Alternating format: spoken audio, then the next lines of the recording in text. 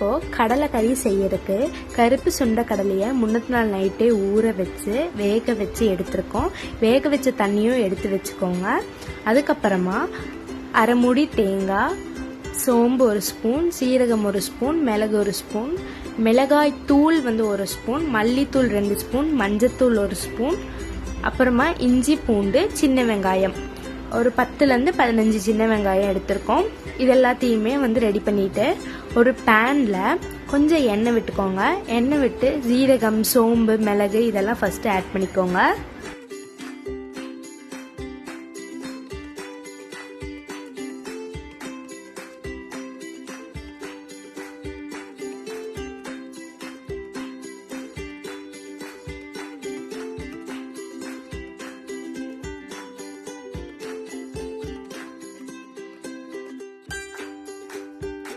இதெல்லாம் ஆட் பண்ணதுக்கு அப்புறமா சின்ன வெங்காயம், இஞ்சி பூண்டு ஆட் பண்ணி நல்லா வதக்கிக்கலாம்.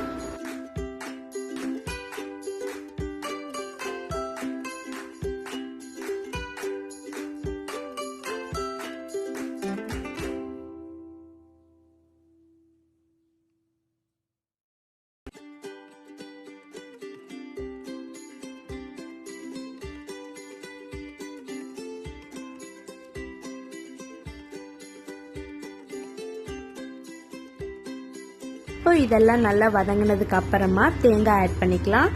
தேங்காய் ஆட் பண்ணிட்டு நல்லா வதக்கி விட்டுக்கோங்க.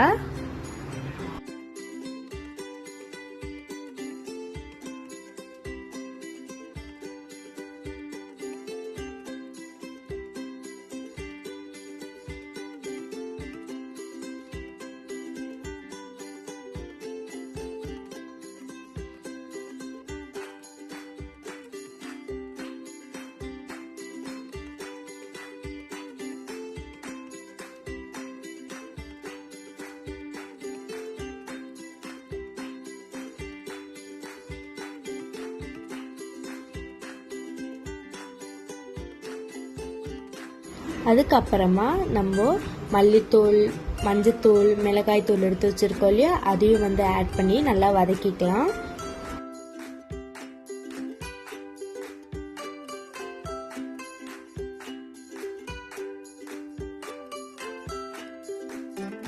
இந்த இன்க்ரீடியன்ஸோட பச்சை வாசனை எல்லாம் போகிற வரைக்கும் நம்ம நல்லா வதக்கிக்கணும்.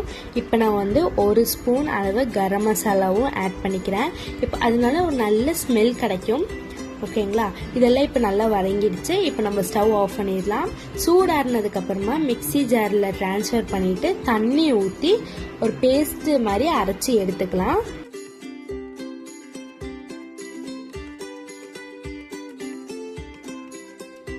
இப்போ இந்த அரைச்ச பேஸ்ட்டை வேக வச்ச கடலையில ஆட் பண்ணி அந்த நம்ம வேக வைக்க கடலையில் இருக்க தண்ணியை எடுத்து வச்சிருந்தோம் இல்லையா, அதையும் இதில் ஆட் பண்ணி நல்லா மிக்ஸ் பண்ணி கொடுத்துக்கோங்க.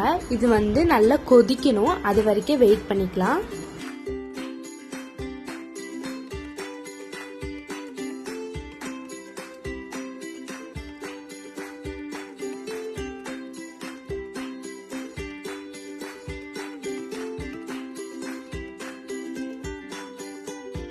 இந்த ஸ்டேஜில் நம்ம மிக்ஸி ஜாரில் கொஞ்சோண்டு கடலையை எடுத்துட்டு அரைச்சி வச்சுக்கலாம். கொரன்னு அரைச்சி வச்சுக்கோங்க. அப்போ தான் குழம்புக்கு அந்த திக்னஸ் நம்மளுக்கு கிடைக்கும். அதனால தான் இந்த ஸ்டெப் பண்ணுறோம். ஸோ அரைச்சிட்டு நம்ம குழம்புல ஆட் பண்ணிக்கலாம். ஆட் பண்ணிவிட்டு அதை ஒரு நல்ல மிக்ஸ் கொடுத்துக்கோங்க. அப்புறம் தேவையான அளவு உப்பும் ஆட் பண்ணிக்கோங்க.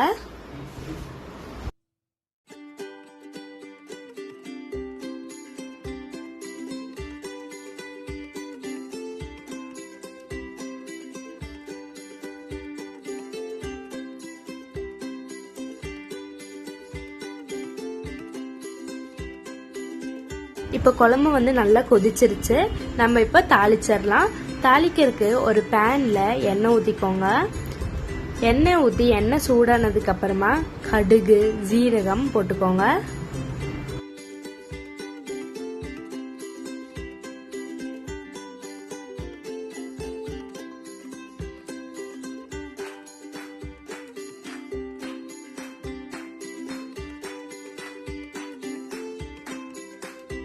கடுகு சீரகம் இப்போ நல்லா பொரிஞ்சிருச்சு. சின்ன வெங்காயம் ஆட் பண்ணிக்கலாம். சின்ன வெங்காயம் ஆட் பண்ணிவிட்டு கருவேப்பிலையும் ஆட் பண்ணி அது ரெண்டுத்தையும் நல்லா வதக்கிக்கோங்க. வதங்கினதுக்கப்புறமா இந்த தாளிப்பு அப்படியே எடுத்து குழம்புல ஆட் பண்ணிக்கோங்க. அவ்வளோதான், நம்ம குழம்பு ரெடி ஆகிடும். இது ரொம்ப சிம்பிளான ஈஸியான குழம்பு தான், எல்லாருக்குமே தெரிஞ்சிருக்கும். நீங்கள் மறக்காமல் இதை வந்து ட்ரை பண்ணி பாருங்கள். கேரளாவில் இது புட்டு கூட வச்சு தருவாங்க, அவ்வளோ டேஸ்ட்டாக இருக்கும். நீங்கள் இது தோசை கூட சப்பாத்தி கூட எல்லாத்துக்கூடையும் வச்சு சாப்பிட்டுக்கலாம். பரோட்டா கூட சூப்பர் டேஸ்ட்டாக இருக்கும். இந்த ரெசிபி உங்களுக்கு பிடிச்சிருந்தா மறக்காமல் இந்த நாள் சமையலை சப்ஸ்கிரைப் பண்ணுங்கள், லைக் பண்ணுங்கள், ஷேர் பண்ணுங்கள், அப்புறம் என்ஜாய் பண்ணுங்கள். தேங்க்யூ.